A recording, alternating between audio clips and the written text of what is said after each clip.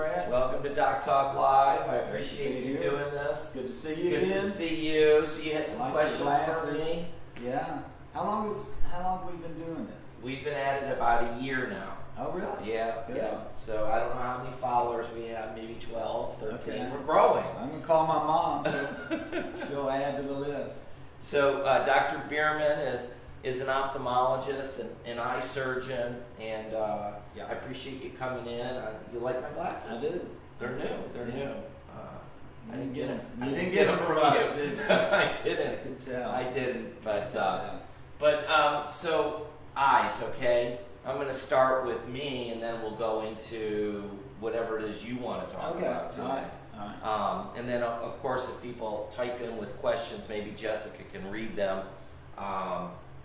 Jessica, thank you for filming today, by the way. I appreciate it. So I had, I think it was a sty in my eye. Eyelid. Yeah, my eyelid. What's a sty? A sty is a infected oil gland. Uh-huh. So in between, if you've ever, a lot of women will know this because they put on the eye makeup, but in between your eyelashes, there's these little row of dots. Yeah. Those are oil gland orifices. And if one of those gets infected or blocked, the oil can't get expressed and it gets infected behind it, and that's a sty. And so how do you treat that? Now I ended up putting a little antibiotic on it. I usually will, depending on kind of the stage of the sty, it can be treated medically with heat to dilate the gland opening, and then an antibiotic / steroid is what I usually use. But the definitive treatment is to open it and drain it. Oh dear, well it wasn't that bad. Good. Thank God. Good. I noticed that my friends that are in their 40s, they need longer arms. Exactly. What is going on with that? Why don't we have longer arms? So that's an interesting observation, but that's true. If you're not nearsighted, like you and I are nearsighted, when you turn 40-ish, your eye muscle is too weak to focus at a close distance. And so the further you start going further and further till you get into reading glasses. So why is that? Go more in depth with this eye muscle. Okay, so when I say eye muscle, I'm talking about the accommodative eye muscle inside your eyeball, and that muscle, when it constricts, it shapes your lens, and it can make your lens fatter. And when you get a more convex lens, your focus comes up closer to your face. And when it's less convex, as you get older, the muscle can't constrict. Is the muscle getting weaker? Yes. Why is the muscle getting weaker? You're getting older. So you brought a lens here, right? I brought a lens or an image of a lens. What I was going to mention is they've just, this is an intraocular lens image, and intraocular lenses take the place of a cataract lens. So when I take out a cataract, I put one of these lenses. That's the actual size. I doubt you can see it. This replaces your natural lens. There's a new lens on the market, just been available for a couple weeks. That insurance doesn't pay for it. Absolutely not. That is a trifocal. So your friends, typically when we do cataract surgery, we can get you to see well far off, and you don't have to wear glasses, but you have to always wear readers. Right. Now we have a lens that can help you read, see intermediate and far away. It's called the Panoptix lens. And the Panoptix lens is brand new. I put in 5 last week. Wow. And we're waiting to get data and see the results. It's interesting, the evolution of implants. Original implants were developed around the time of, the 1940s and 50s, because airplane pilots in the war had their windshields blown out, and particles from the plastic of the windshield were lodged in their eyes. And a very astute doctor realized that they tolerated these little particles okay. They didn't have to take them all out. They didn't cause a reaction. It was made out of a compound called PMMA, polymethyl methacrylate. We use that in the spine. We put that in as bone cement. Oh, really? Yeah. Okay. Well, polymethyl methacrylate is very well tolerated. The original lenses were large, but they didn't fold. So you had to make a large incision to get them into the eye. Now I'm putting lenses in that are acrylic and foldable. And they go in like a taco, and then they open up inside the eye. You can put them through a 2.4 millimeter incision.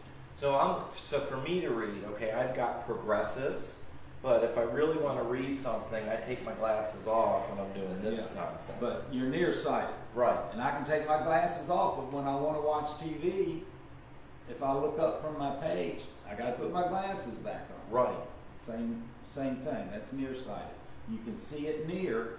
This is your far point. Wherever you hold it, that's how far you can see. Right. So if you correct my eyes with, let's say, Lasik, Yeah. do I need longer arms then? Yes.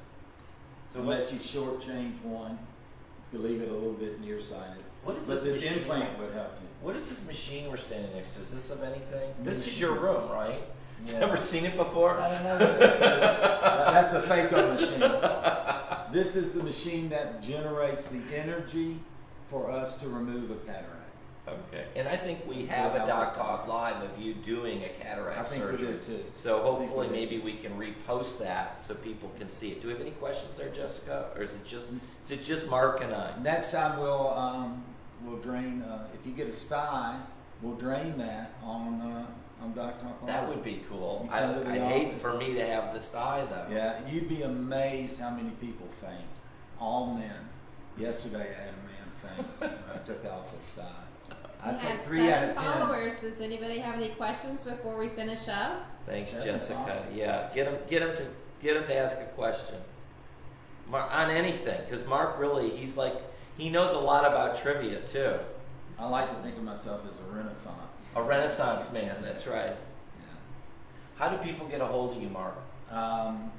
205-949-2020. We're VisionFirst Eye Center. We have 4 locations in Birmingham and the surrounding communities. 1 in Pell City, where Jessica lives. All right, we're going to cut it off there. Jessica, thank you for doing that. Thanks, Mark. All right, good. Appreciate it. Yeah, my Enjoyed mouth it. is so dry. I should have put some water. I know. All right, Jessica. Does gonna the wander surgery out and see change if I with can- Oh, astigmatism? are we still recording? Cool. Yeah. Does the surgery come on, Mark, change get on with back. Astigmatism? What is it? Does the surgery change with astigmatism? Does the surgery change with astigmatism? I think what they're saying, the surgery, cataract surgery, can correct astigmatism if you use an astigmatism correcting implant. So I would need that. Yes. If you want to see without glasses. You can always correct astigmatism in a pair of glasses. You could get a standard implant and then just correct the astigmatism part. Okay, and Blake Scott wants to know, is LASIK surgery permanent or does it need to be repeated? LASIK surgery is designed to be permanent. Sometimes LASIK surgery has to be touched up if there's still residual error after the first treatment. So we include that in the price of LASIK. Can you end up with dry eyes after LASIK surgery? Yes. That's a problem. And you can tell people they're not a LASIK candidate if their eyes are dry coming in. Well, how would they know? Like a lot of people with dry eyes will know, or we can tell them when we look at their eye. But LASIK cuts through the corneal nerves, and there's a neurogenic factor to dryness. So it's a potential risk of LASIK. Yeah, we don't see it much in young, healthy people. In someone maybe like Brad's age, you might have to take that into consideration. But the average, 25-year-old probably doesn't worry about that. What about people who just get dry eyes? Is that something we even understand how that happens? That's an enormous area of interest and study now, and that would be a tough one. That's another Doc Talk. Okay. Is there a certain intraocular lens for astigmatism? Yes, definitely is. There's some you can choose from, including those multifocal implants we talked about that are like bifocals or trifocals. also come in what's called a toric lens. And toric lens is correct astigmatism. All right, I believe that's all the questions so far. Thank you. Thank you. Thanks Have again, you ever had Mark. questions right in the middle of the show? Oh yeah, that's the way it goes. That's exciting. You never want